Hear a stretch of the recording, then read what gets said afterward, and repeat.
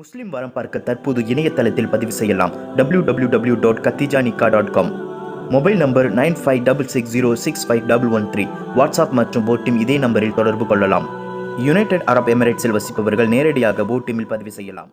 வெளிநாடு வாழ் முஸ்லிம்களுக்கு சிறப்பான முறையில் சேவை செய்து தரப்படும் முஸ்லிம்களால் முஸ்லிம்களுக்கு நடத்தப்படும் நிறுவனம். லாக்டவுன் காலங்களிலும் தொடர்ந்து செயல்படும் நிறுவனம். ஹபீபி ஹனி அண்ட் டேட்ஸ். கலப்படம் இல்லாத ஒரிஜினல் மலைத்தேன் மற்றும் ஈரான் பெரித்தம்பழங்கள் நம்மிடம் கிடைக்கும். ஆர்டர் செய்தாலே போதும், உங்கள் இல்லம் தேடி வந்து சேரும். 10 கிலோ தேன் மொத்தமாக வாங்கினால் ரூபாய் 400 தள்ளுபடி. மேலும் விவரங்களுக்கு கீழுள்ள எண்ணை அணுகுங்கள். அன்பானவர்களே, பல நம்பிக்கைகளோடு தான் இந்த தேர்தலை நாம் எதிர்கொண்டோம். இங்கே மதவாத ஜாதியவாத கூட்டணியை முறியடித்து ஒரு ஜனநாயக ஆட்சி மலர வேண்டும் என்கின்ற நம்பிக்கையின் அடிப்படையில் பல்வேறு ஜனநாயக ஆற்றல்கள் இந்த மதவாத ஜாதியவாத கூட்டணிக்கு எதிராக நின்று அவர்களை இந்த தேர்தலிலே வீழ்த்தினார்கள். இந்த தேர்தலை நம்ம எந்த அடிப்படையில் எதிர்கொண்டோம் என்றால், நீதி மறுக்கப்பட்டவர்களுக்கு, உரிமை மறுக்கப்பட்டவர்களுக்கான நியாயம் கிடைத்திட வகையில் ஒரு ஆட்சி அமைய வேண்டும் என்கின்ற விருப்பம்தான் அனைவரினுடைய உள்ளத்திலும் இருந்தது. அந்த அடிப்படையில் தான் இந்த பாரதிய ஜனதா கட்சியினுடைய மதவாத அரசியலுக்கு துணை போன அதிமுக ஆட்சி என்பது இங்கிருந்து அகற்றப்பட்டது. கடந்த 10 ஆண்டுகளில் இந்த சிறைவாசிகள் குறித்து தொடர்ச்சியாக தமிழ்நாட்டினுடைய பல்வேறு அரங்குகளில் ஜனநாயக சக்திகள் பேசி வந்திருக்கின்றோம், போராடி வந்திருக்கின்றோம், கண்டன குரல்களை எழுப்பி இருந்திருக்கின்றோம். இந்த சிறைவாசிகள் விடுதலைங்கிறது இது ஏதோ அவர்கள் நமக்கு போடுகின்ற ஒரு பிச்சை என்பதாக கெஞ்சுகின்ற வகையில் எந்த போராட்டங்களும் நடந்ததில்லை.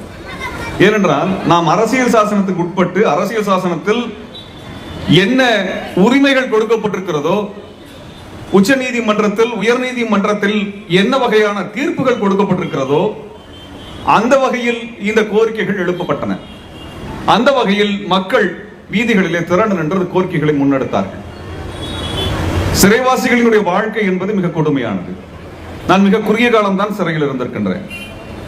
ஆனால் அந்த சிறைவாச காலகட்டத்தில் இருக்கக்கூடிய மிகப்பெரிய கொடுமை என்னவென்றால், நீங்கள் அடுத்த 50 ஆண்டுகள் விடுதலை இல்லாமல், விடுப்பு இல்லாமல் சிறையில் தான் கழிக்கப் போகிறீர்கள் என்கின்ற முடிவு தெரிந்துவிட்டால் சிறைவாசத்தை எதிர்கொண்டு விடலாம். ஆனால் உங்களுக்கு விடுதலை வரப்போகிறது, அந்த விடுதலை நாளையா, அடுத்த மாதமா, அடுத்த வருடமா என்று தெரியாமல் இருக்கக்கூடிய நிலை மிக மிக கொடுமையானது.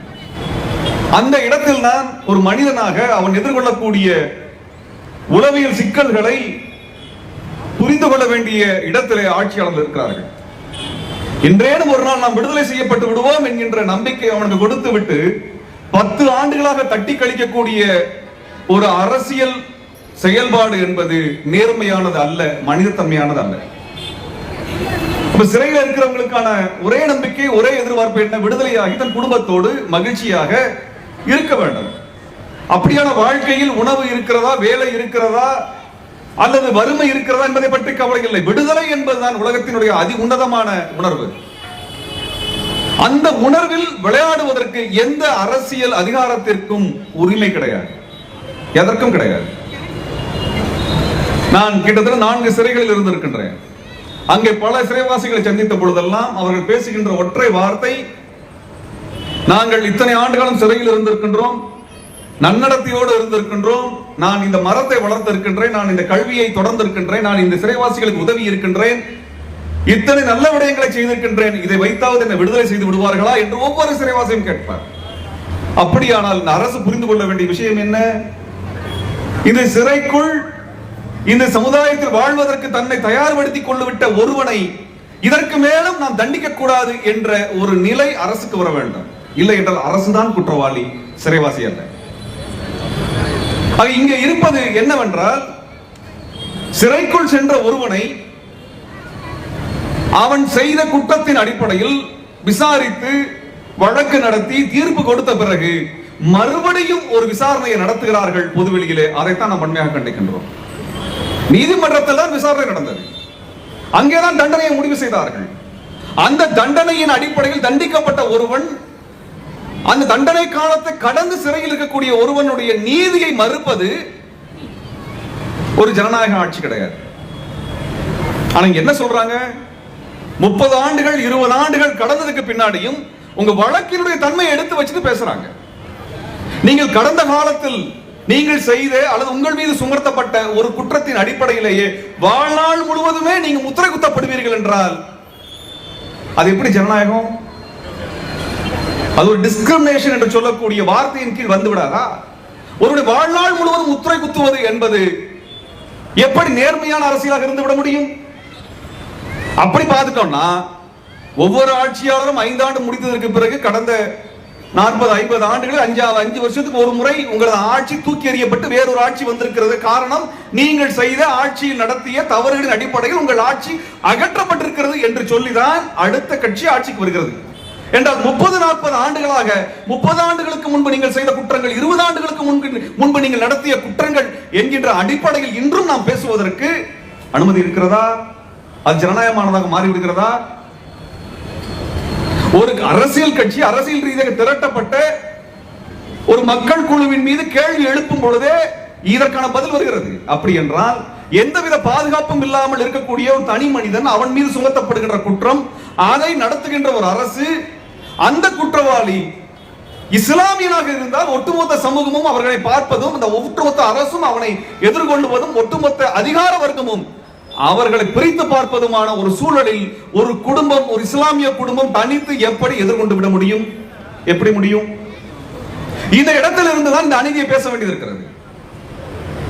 அனைத்து குடிமக்களும் சமம் என்று சொன்ன பிறகு, அனைத்து சிறைவாசிகளும் சமம் என்று சொன்ன பிறகு, சிறைவாசிகளை மத ரீதியாக பிரிப்பது என்பது அயோக்கியத்தனம்.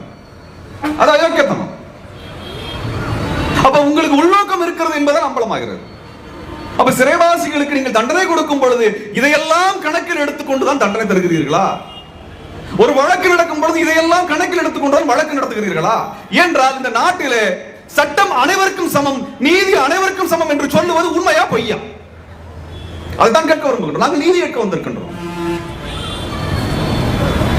30 ஆண்டுகளுக்கு பிறகு, 20 ஆண்டுகளுக்கு பிறகு, 10 ஆண்டுகளுக்கு பிறகு அவர்களை சிறையில் வைத்து என்னத்தை சாதிக்க போறீங்க? அல்லது இவர்களை எல்லாம் சிறையில் வைத்து விட்டு எந்த விதமான வளத்தை இந்த மண்ணுக்கு கொண்டு வந்தீங்க? இரண்டும் கிடையாது. இரண்டும் கிடையாது. கோவையில் நடந்த குற்றங்களுக்கு இவர்கள் சிறையிலேயே இருக்க வேண்டும் என்று சொன்னீர்கள். அதில் இஸ்லாமிய தரப்பை மட்டுமே சிறையில் வைத்திருக்கிறீர்களே.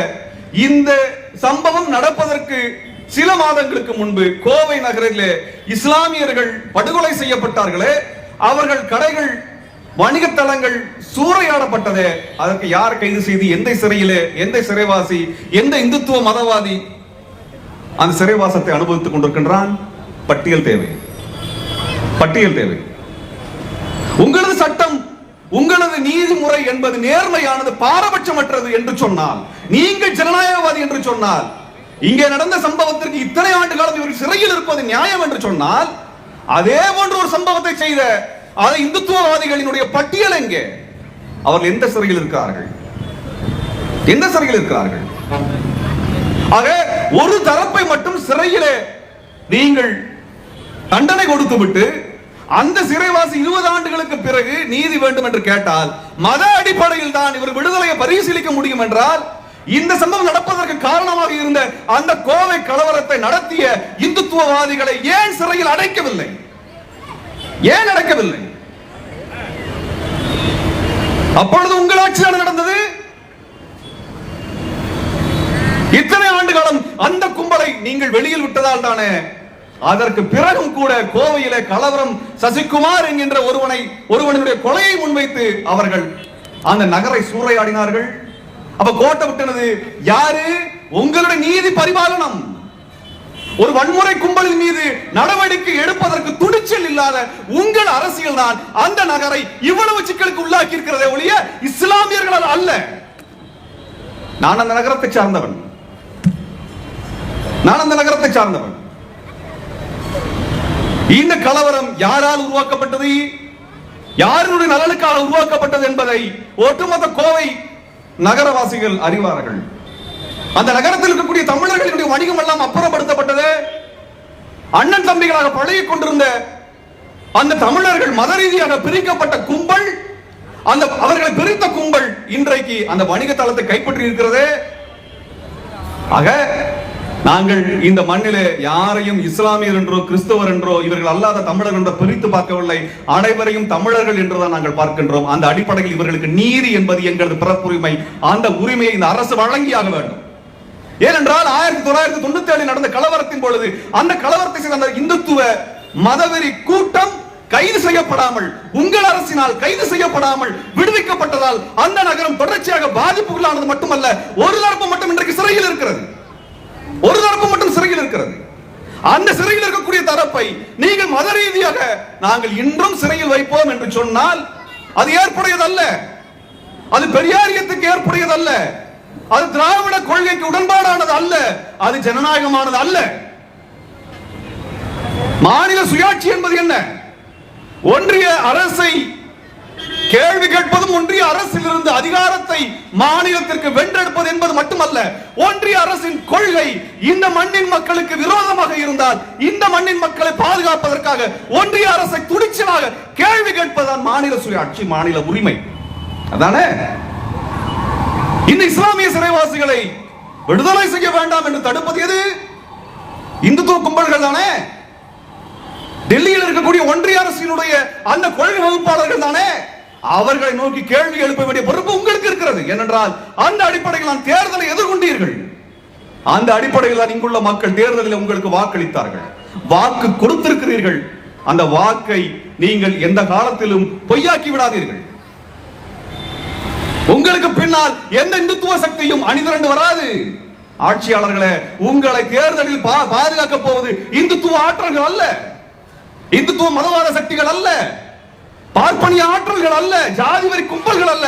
எங்களை போன்ற ஜனநாயகவாதிகள் தான் இந்த தேர்தலில் உங்களை ஆதரித்தார்கள் என்பதை உங்கள் கூட்டணியில் இருப்பவர்கள் சொல்வார்கள். இந்த சிறைவாசத்தில் இருக்கக்கூடியவர்கள் ஆயுள் சிறைவாசிகள் இருப்பதில் 38 பேரிலே 36 பேர் 21 ஆண்டுகளுக்கும் அதிகமாக சிறையில் இருக்கிறார்கள். 21 ஆண்டுகளாக இருக்கிறார்கள். ஒரு தலைமுறைக்கு கணக்கு 21 ஆண்டுகள். ஒரு தலைமுறை அவர் சிறையில் இருக்கிறார்கள். அவர்கள் மீதும் தொடர்ச்சியாக இந்துத்துவ அரசியல் வன்மத்தை ஏவுகிறது என்றால் அதை தடுத்து இவர்களை பாதுகாக்க வேண்டிய பொறுப்பு இந்த திராவிட கொள்கையின் அடிப்படையில் ஆட்சியில் வந்திருப்பதாக சொல்லிக் கொள்ளக்கூடிய உங்களுக்கு இருக்கிறது.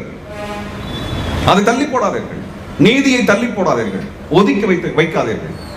ஏனென்றால் உச்ச நீதிமன்றத்தினுடைய தீர்ப்பு, ஹரியானா அரசு இந்த சிறைவாசிகளை விடுதலை செய்வதற்கு மாநிலங்களுக்கு உரிமை இருக்கிறது என்கின்ற அடிப்படையில் தொடுத்த வழக்கு இந்த 2021 ஆகஸ்ட் மாதத்தில் உச்ச நீதிமன்றத்தை தீர்ப்பாக வெளிவந்திருக்கிறது. என்ன சொல்லுகிறார்கள்? சிறைவாசிகளை விடுதலை செய்ய வேண்டும் என்றால் மாநில அரசிற்கு முழு உரிமை இருக்கிறது என்று உச்ச நீதிமன்றம் நீங்கள் ஆட்சிக்கு வந்த பிறகு ஒரு உன்னதமான தீர்ப்பை கொடுத்திருக்கிறது. மாநில உரிமைக்கான தீர்ப்பை கொடுத்திருக்கிறது. மாநில சுயாட்சிக்குரிய அந்த தீர்ப்பை வழங்கி இருக்கிறது. ஏனென்றால் நீதி வழங்குகின்ற அந்த உரிமையை உறுதி செய்தது என்றால் மாநில சுயாட்சிக்கு வேற என்ன வேண்டும்? அப்படியான உரிமை உச்ச நீதிமன்றத்தில் உறுதி செய்யப்பட்ட பிறகு அதை எடுத்து நடைமுறைப்படுத்துங்கள் என்றுதான் நாங்கள் கேட்கின்றோம். அதை எடுத்து நடைமுறைப்படுத்துங்கள். இந்த சிறைவாசிகளுக்கு இத்தனை ஆண்டு காலத்தில் ஒரு சிறைவாசிக்கு என்ன உரிமை எல்லாம் கொடுக்க வேண்டுமோ அந்த உரிமை எதுவும் கொடுக்கப்படவில்லை. அவர்களுக்கு 15 நாட்கள் பரோல் கொடுக்கப்பட வேண்டும், கொடுக்கப்படவில்லை. 14 ஆண்டுகளை முடித்தவர்களுக்கு அவர்களுக்கு தர வேண்டிய உரிமைகள், அவர்களது விடுதலை குறித்தான அறிவுரை கழகங்கள், அதனால அவர்களது விடுதலை குறித்தான விவாதங்கள் என்பது மேற்கொள்ளப்படவில்லை. இது மட்டுமல்லாமல் வழிகாவல் இல்லாமல் அவர்கள் குடும்பத்தோடு எந்தவித நெருக்கடியும் இல்லாமல் நேரம் செலவழிப்பதற்கான உரிமை மறுக்கப்பட்டிருக்கிறது. இப்படி தொடர்ச்சியாக அவர்களுக்கான உரிமைகள் மறுக்கப்பட்டு வந்திருக்கக்கூடிய இந்த மனித உரிமை விரோதம் என்பது இத்தோடு முடியட்டும். இவர்களை விடுதலை செய்வது முதல் உங்கள் ஆட்சி ஒரு புகழை அடையட்டும். உங்களுக்கு யாரிடமிருந்து பாராட்டுகள் வரும்? எளிய மக்களிடமிருந்து பாராட்டுகள் வரும். அவர்கள் தான் இந்த ஆட்சியை போற்ற வேண்டுமே ஒழிய சனதானவாதிகள் அல்ல, சாதியவாதிகள் அல்ல, மதவாதிகள் அல்ல. ஆக உங்கள் ஆட்சிக்கு உறுதுணையாக இருக்கக்கூடிய இந்த ஆற்றல்கள் கண்ணீர் சிந்தாமல் இருக்க வேண்டும் என்கின்ற அந்த கோரிக்கையை நாங்கள் மீண்டும் மீண்டும் நினைவுபடுத்த விரும்புகின்றோம். அன்பானவர்களே, இந்த வழக்குகளில் இருக்கக்கூடியவர்களில் 5 தோழர்கள் வழக்குகளை நடத்தினார்கள் தங்கள் விடுதலை குறித்து. அவர்கள் விடுதலை செய்ய வேண்டும் என்று நீதிமன்றத்திலே உத்தரவு வந்ததற்கு பிறகு 2019 ஒருவரும் 2021 ஆரம்பத்தில் 4 பேருமாக 5 பேர் விடுதலை செய்யப்பட்டிருக்கிறார்கள். அப்படினால் அவர்கள் எந்த வழக்குகளில் சம்பந்தப்பட்டிருந்தார்களோ அந்த வழக்குகளில் சம்பந்தமுடைய இதர சிறைவாசிகளையாவது நீங்கள் உடனே விடுதலை செய்திருக்க வேண்டும் அல்லவா? ஏன் நடக்கவில்லை? அது ஏன் இங்கே நிகழவில்லை? இப்படியான ஒரு நெருக்கடியிலே தான் நாங்கள் கேட்க விரும்புவது என்னவென்றால், இந்த சிறைவாசிகளிலே கிட்டத்தட்ட சிறையிலேயே உயிரிழந்தவர்களாக 4 பேரை பட்டியலிடுகிறார்கள். மேலதிகமாக இருக்கலாம், எனக்கு தெரியவில்லை. ஆனால் அந்த 4 பேரிலே 3 பேர் 20 வயது 23 வயதிற்குள் சிறைக்குள் சென்றவர்கள். அவர்கள் 20 வருடங்களாக சிறையில் இருந்து உயிரிழந்திருக்கிறார்கள். அதில் இன்னொருவர் 60 வயதிலே சிறைக்கு சென்றவர் 75 வயதில் உயிரிழந்திருக்கின்றார். இப்படியாக இளம் வயதை கொண்டவர்கள் அல்லது முதியவர்கள், வயது முதிர்ந்தவர்கள், இவர்கள் இந்த சிறையில அவர்கள் துன்பத்திற்கு உள்ளாகி இருக்கிறார்கள். இது மட்டுமில்லாமல் கொடுமையான நோய்க்கு உள்ளாகி இருக்கக்கூடிய அபுதாகிர் போன்றவர்கள், இந்த அபுதாகிரினுடைய விடுதலைக்காக நீண்ட காலமாக பேசி வருகின்றனர். இதெல்லாம் சிறைவாசிகளுடைய உரிமைக்குள் இருக்கிறது. சிறைவாசிகள் உரிமையில் வேற என்னெல்லாம் இருக்கிறது? 65 வயதை கடந்த சிறைவாசிகளின் விடுதலை குறித்து அரசு பரிசீலனை செய்து விடுதலை செய்ய வேண்டும். 65 வயசுக்கு அப்புறம் ஒருவரை சிறையில் வைத்து என்ன சாதிக்க போறீங்க? அல்லது நோயாளிகள் இருக்கக்கூடியவர்களுக்கு முறையான சிகிச்சை அளித்து அவர்களை விடுதலை செய்வது அரசுக்கு என்ன தடை வந்து விட போகிறது? எதுவும் நடக்கவில்லை, எதுவும் நடக்கவில்லை. நீங்கள் சிறைவாசிகள் விடுதலை குறித்து அறிவிப்பை வெளியிட்டீர்கள், அனைவரும் மகிழ்ந்தோம். ஆனால் அதிலே இத்தனை ஆண்டு காலம் சிறையில் இருக்கக்கூடியவர்களினுடைய விடுதலை குறித்து எந்த தகவலும் இல்லை. அதற்கு பிறகான அரசாணை என்பதிலே இது மத மோதலின் அடிப்படையிலாக இருக்கக்கூடியவர்கள் அவர் விடுதலை செய்யப்படுவதிலே வாய்ப்பு இல்லை என்கின்ற பதம் என்பது, அந்த வார்த்தை என்பது பெரும் இடியாக விழுந்திருக்கிறது. அது நீதி அல்ல, அது அநீதி, ஒரு மாபெரும் அநீதி. சிறைவாசிகளின் உரிமை என்பது சிறைவாசி என்கின்ற அடிப்படையில் நான் பார்க்க வேண்டுமே ஒழிய என்ன குற்றத்தை செஞ்சிருக்கிறாங்கன்றதை திரும்ப திரும்ப போட்டு விசாரிக்காதீங்க. அப்படியான ஒரு நிலையிலே இவர்களுடைய விடுதலை என்பது இந்த காலத்தினுடைய கட்டாயமாக இருக்கிறது. தோழர்களே, இதுக்கு நாம் என்ன செய்ய வேண்டும்? ஒண்ணுதான் மேற்பது நடைக்கும் திரும்ப திரும்ப சொல்லுகிறது, நாங்கள் தேர்தல் அரசியலில் ஈடுபடாதவர்கள். மக்கள் மன்றம் எழுந்தால்தான் எந்த கோரிக்கையும் நிறைவடைகிறது. எந்த ஆட்சி வந்தா அவர்கள் ஒட்டுமொத்தமாக நம்மளுக்கெல்லாம் வரம் கொடுத்து நம்மளுடைய பிரச்சனைகள் எல்லாம் தீர்த்து விடுவார்கள் என்று நம்பாதீர்கள் என்று திரும்ப திரும்ப சொல்லுகிறோம். மக்கள் மன்றம் தான் தீர்ப்பு எழுதுகிறது, மக்கள் மன்றம் தான் முடிவு செய்கிறது. ஆகவே மக்கள் மன்றத்தில் இருந்து திரண்டு இருக்கின்றோம். இந்த மக்கள் மன்றத்தில் பெரும் திரளாக மக்கள் திரள வேண்டும். நீங்க 5 வருஷத்துக்கு ஒரு முறை ஒரு ஓட்டு போடுறதுனால அல்லது மாத்தி ஓட்டு போடுறதுனால ஒரு தீர்வு வந்துவிடும் என்று நம்பி விடாதீர்கள். உங்களுக்கான தீர்வை, உங்களுக்கான விடியலை, உங்களுக்கான உரிமையை நீங்கள் தான் உறுதி செய்ய வேண்டும், ஆட்சியாளர்கள் அல்ல. அவர்கள் இந்த கோரிக்கைகளுக்காக போராடி ஆட்சிக்கு வந்தவர்கள் இல்லை. அவங்க இந்த கோரிக்கைக்காக 5 ஆண்டுகள் 10 ஆண்டுகளாக போராடி அதற்காக ஆட்சிக்கு வந்தார்களா? இல்லை, அதற்காக வரவில்லை. போராட்டம் நம்முடையது, வாக்குறுதி அவர்களுடையது. இன்றைக்கு அதிகாரம் அவர்களிடத்தில் வந்திருக்கிறது, ஆனால் கோரிக்கை நிறைவேறவில்லை.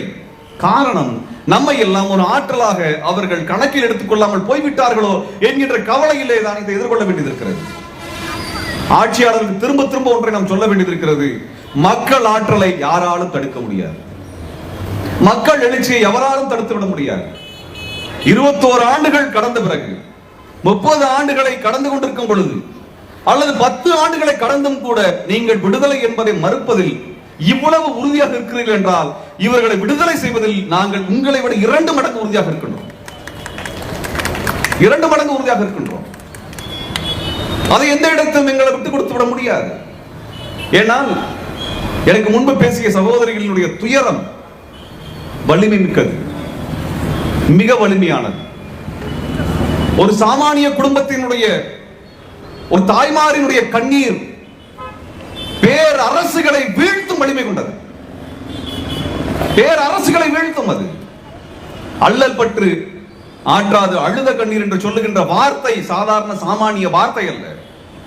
இந்த கண்ணீர் தான் கடந்த ஆட்சியிலே இந்த 10 ஆண்டுகளாக இருந்த இந்த கொடுங்கோன்மை ஆட்சியை அகற்றியது என்பதை யாரும் மறந்துவிடக் கூடாது. இவர்களுக்கு மகிழ்ச்சியை தருவதோட வேறு என்ன மகிழ்ச்சி இருந்து விட முடியும்? இந்த குழந்தைகளுடைய மகிழ்ச்சியை விட வேறு என்ன மகிழ்ச்சி நமக்கு வேண்டும்? இந்த குழந்தைகள் காலத்திலாவது உரிமையும் சுதந்திரமும் சமத்துவமும் இந்த மண்ணில் நிலவ வேண்டும். அதற்காகத்தானே போராடி கொண்டிருக்கின்றோம். இந்த குழந்தைகள் மனசுல என்ன இருக்கும்? நம்ம அப்பா சிறையில் இருக்கிறார், அப்பா செஞ்ச தப்பை விட அவருடைய சிறையிலே இவர்கள் வைத்துக் கொண்டு செய்யக்கூடிய தப்பு என்பது மிகப்பெரியது. தகப்பன் இல்லாமல் எந்த குழந்தை வளர்ந்து விடக்கூடாது. தகப்பனுடைய அரவணைப்பில் அந்த குழந்தை வளர வேண்டும். ஏனென்றால் சிறையில் இருக்கும் பொழுது குழந்தைகள் படும் பாடை நானும் உணர்ந்திருக்கின்றேன், நானும் பார்த்திருக்கின்றேன், நானும் எதிர்கொண்டிருக்கின்றேன். வெறும் 4 மாதங்கள் 6 மாதங்களுக்காக நாங்கள் பார்க்கக்கூடிய அந்த துயரம் 20 ஆண்டுகளாக ஒரு குழந்தை படுகிறது என்றால் அதை விட பெரிய துயரம் என்னவாக இருந்துவிட முடியும்? ஆக நீங்கள் சிறைவாசி 36 சிறைவாசியோ 56 சிறைவாசியோ 80 சிறைவாசியோ 200 சிறைவாசியோ அவர்களை மட்டும் தண்டிக்கவில்லை, அவரோடு இருக்கக்கூடிய ஒட்டுமொத்த குடும்பத்தையும் தண்டித்துக் கொண்டிருக்கிறீர்கள். அதற்கான உரிமை உங்களுக்கு கிடையாது. அதற்கான உரிமை உங்களுக்கு கிடையாது. ஒரு குடும்பத்தை தண்டிக்கக்கூடிய உரிமை எந்த அரசுக்கும் கிடையாது. எந்த அரசுக்கும் கிடையாது. இந்த குழந்தைகள் மகிழ்ச்சியுடன் வாழ்வதற்கான போராட்டத்தை நாம் நடத்தியாக வேண்டும். அவர்கள் விடுதலை என்பதில் வருகின்ற மகிழ்ச்சியை விட தங்கள் தந்தையை தங்களது உறவினரை பார்க்கக்கூடிய கொண்டாடக்கூடிய குழந்தைகளின் மகிழ்ச்சி உன்னதமானது. அந்த உன்னதத்திற்காக நாம் போராட வேண்டும் தோழர்களே, இல்லையா? இந்தியாவினுடைய ஆகப்பெரும் ஆற்றல், அசைக்க முடியாத ஆற்றல் என்றெல்லாம் சொல்லிய மோடியை மண்டியிட வைத்தார்களே அந்த உழவர்கள், அந்த போராட்டம் சாமானியமானதா? குடியுரிமை திருத்த சட்டத்திற்கு எதிராக ஒட்டுமொத்த இந்தியாவிலே ஜனநாயக சக்திகள் இஸ்லாமியர்களோடு சேர்ந்து எழுந்து நின்றார்களே, அதை விட வலிமையான போராட்டத்தை இந்த நாடு கண்டதுண்டா? போராடுவதற்கு அஞ்சுபவர்கள் அல்ல, எங்கள் போராட்டத்தால் தான் இந்த ஆட்சி, கடந்த ஆட்சி என்பது வீழ்த்தப்பட்டது. இப்பொழுது இருக்கக்கூடிய டெல்லியின் ஆட்சியும் வீழ்ந்து கொண்டிருக்கிறது. இப்படியான நிலையில் தான் நாங்கள் கேட்கின்றோம், இவர்கள் விடுதலையை நீங்கள் உறுதி செய்யுங்கள். உங்களை நாங்கள் கொண்டாடுவோம், உங்களை நாங்கள் கொண்டாடுவோம். மதவாத சக்திகள் உங்களை மிரட்டி உங்களது உரிமை, உங்களது ஆட்சி அதிகாரத்தின் மீது கை வைக்கும் என்றால் உங்களுக்கு பின்னால் எங்கள் மக்கள் திரள்வார்கள் என்பதை ஆட்சியாளர்களுக்கு சொல்லுங்கள். வேற என்ன வேணும்? பண்ணிடுவாங்களா? பண்ணிட முடியுமா? ஒரு பிஎஸ்பிபின்ற ஒரு பள்ளிக்கூடத்துல பாலியல் வன்முறை செய்த, பாலியல் கொடுமை செய்த ஒரு ஆசிரியர் மீது கை வைத்தவுடனே ஆட்சியை கலைச்சிருவோன்னு மிரட்டக்கூடிய அந்த பார்ப்பன கும்பல்களினுடைய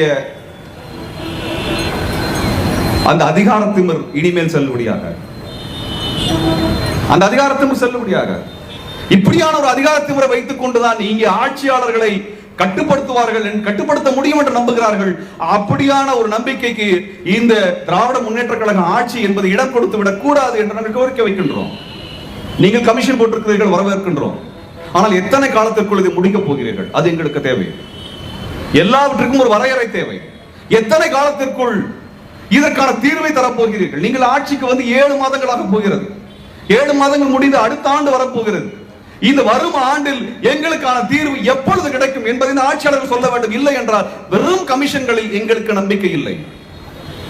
இதுக்கான குழு அமைக்கக்கூடிய யுக்தி என்பது சர்வதேச நாடுகளில் இருந்து உள்ளாட்சி வரை இந்த குழு அமைத்தல் என்பது காலம் கடத்துவதற்காகவும் மக்களை ஏமாற்றுவதற்காக மட்டும்தான் இருந்திருக்கிறது என்பது வரலாறு.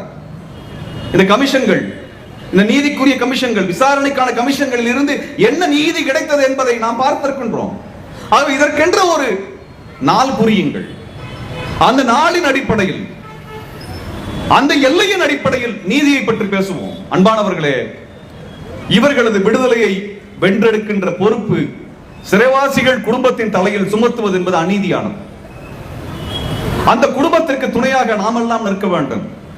இன்றைக்கு வீதியில் இருக்க வேண்டியவர்கள் அவர்கள் அல்ல, அவர்களுக்காக நாம் தான் வீதியில் இருக்க வேண்டும், நாம் தான் போராட வேண்டும், நாம் தான் வழக்குகளை எதிர்கொள்ள வேண்டும், நாம் தான் தேவைப்பட்டால் சிறைக்கும் செல்ல வேண்டும்.